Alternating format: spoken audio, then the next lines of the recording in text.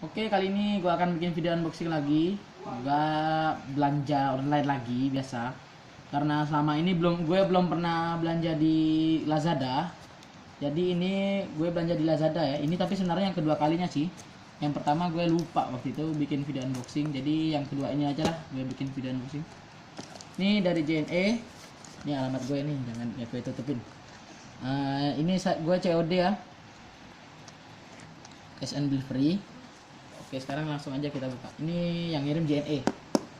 Kotaknya juga nih, ya lumayan lah unboxingnya.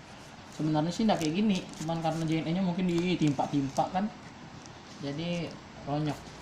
Langsung kita unboxing aja ya.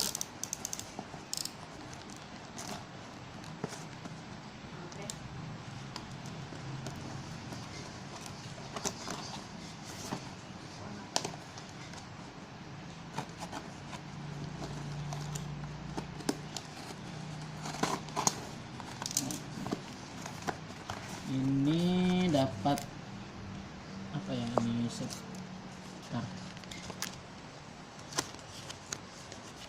Ini semacam ini invoice-nya saya beli itu Bluetooth adapter ya. Dan ini dapat form pengembalian apabila kalian ingin itu ngembaliin barang atau barangnya tidak sesuai. Ini bisa dipakai.